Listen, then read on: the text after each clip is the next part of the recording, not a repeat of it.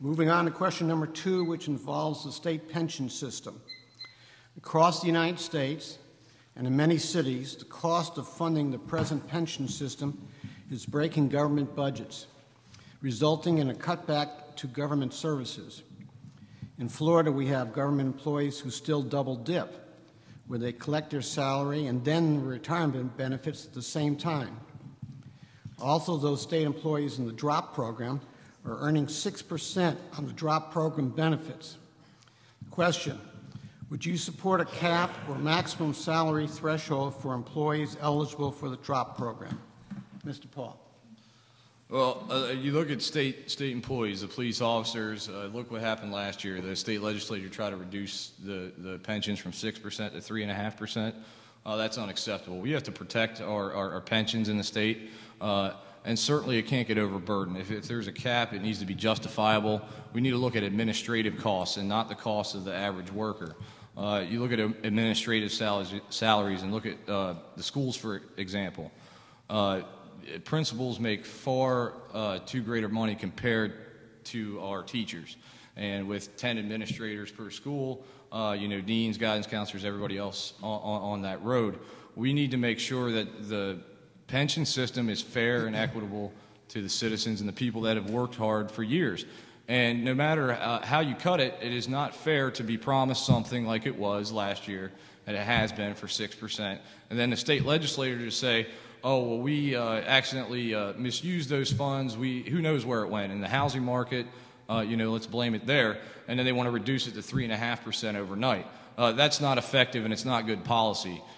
We need to stick true to our word no matter what it is. And if there needs to be reorganizing and restructuring, we should include those stakeholders or those policy initiatives, such as the leaders of the unions, the leaders of our community and other organizations, to find out and examine what is a justifiable and fair pension cap, if any, and also a fair retirement rate that we can all live off of when we near that end. Thank you. Thank you, Mr. Paul. Mr. Perry. Well, I think it's going to be one of the biggest issues. It is now, and it's going to certainly be a continuing issue that's going to face us as a state and as taxpayers. I don't know the answer and exactly how you're going to address it. I do know that there are people who have contracts that were written, and that you need to do everything, the legislation need to do everything they can to uphold those contracts. You can't write contracts with people and then assume they're going to be void the next year. Balance that out with our state has a constitution to balance its budget, which is good, and they should. And so we do have that other side of the balance, is how are we going to balance the state budget every year. And then we got to look at it that the way I think you want your representative, someone who's representing you, is that every dollar that's paid to somebody comes from somebody. And we need to make sure it's fair on how we pay people and what kind of pension system they have. I think one of the biggest things for me as a small business person is, and with my revenues down, our company didn't pay any taxes last year. I'd like to pay taxes. I mean, we made a profit. And last year we didn't make any profit. We didn't pay any taxes. And we have to look at how are we going to help businesses increase their revenue and get back on track. And certainly some of those things are going to, if we can get that back up and revenue back up, then some of these issues we won't be talking about, because the money will be there to adequately fund all of the needs that we have and that we desire. So that's one of probably my passions, is getting the businesses back up, increasing those revenues. Thank you, Mr. Perry. The next question concerns education, particularly vouchers. There have been many attempts at voucher programs. Some have been overturned by the court system. Others are still in place. Do you feel school vouchers help or hinder the education system? Mr. Perry. I would be in favor of looking at voucher systems, yes. I think that we have a voucher system in our higher education. There's other countries in Denmark and other places that don't understand why we don't have voucher systems. They've had it for years and stuff. So I would look at that. I think we need to be careful about where we'd appropriate money and how you would do that, and who would be eligible for that. And I would think that you would look at it in certain cases. In Washington, D.C., the average cost of a student there, I think, is it's either $12,000 or $17,000 per year to educate a kid. They had a voucher program in place that was $7,500, allowed a lot of very poor students from dysfunctional families to attend different types of schools. I was in favor of that. I thought that was good for those 7,500 students. That since has, I think, been disbanded, or certainly was trying to be disbanded.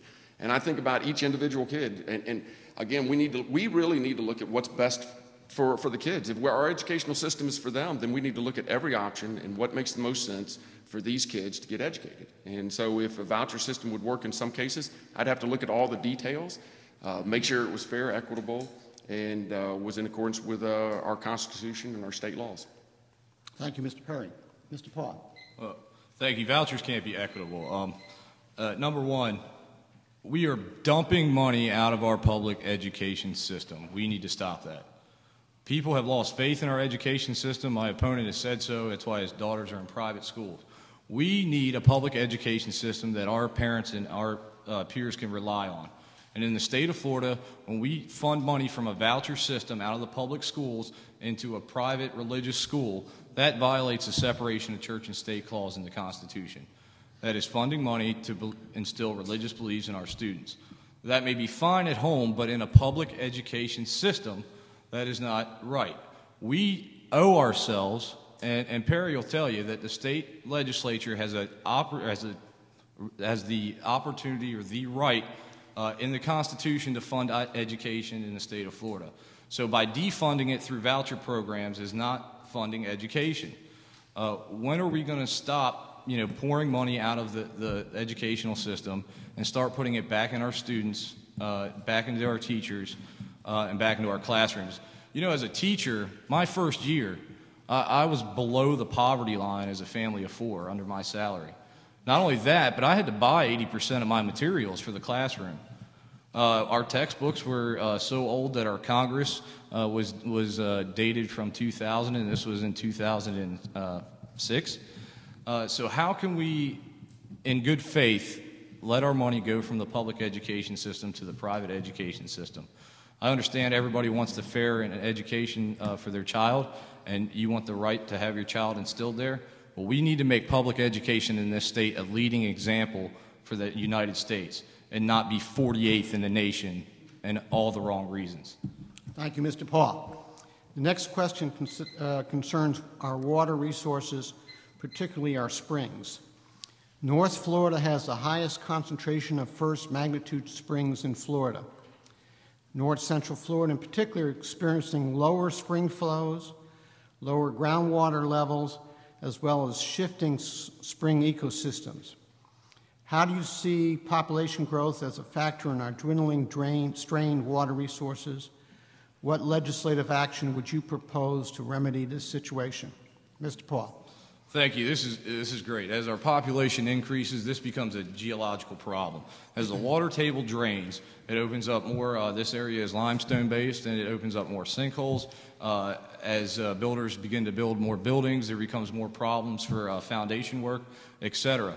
So in order to prevent this, we can make a legislative effort to not only create jobs by this, but we can find there's so many green initiative ways to reuse water safely, that it should be implemented on every government building. Our government should be the leading example for what we want our citizens to do, not for reactionary purposes. So I think there's a lot we can do in the state to save money on water and to reinvest that into ways we can make our environment cleaner and more efficient.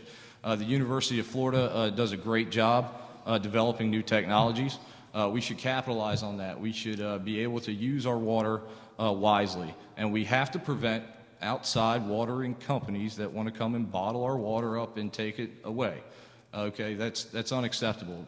People come to live in the state of Florida. They come to visit the state of Florida because we have such a nice, clean environment. You start messing with the water table, it messes with the ecosystem. Everything degrades and disappears.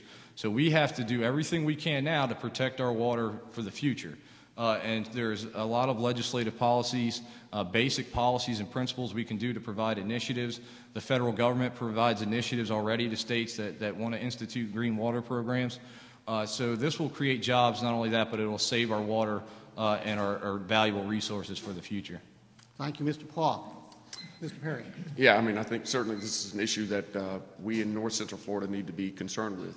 It is amazing that we live in this area and with all the natural springs and rivers that we have. If y'all are like me, we've lived our whole lives and we enjoy those. I have two daughters. We go kayaking and canoeing on the springs and rivers, and just love that. I think the biggest threat that we have is from South Florida. As their population grows and if water does dry up, that they're going to want our water. And that's going to be the biggest problem, I think, facing us. One of the other things that we got to look at from a political stance is that when you're in the legislature, our caucus in this area is very limited. We only have 4 or 5 people in our area that will represent us.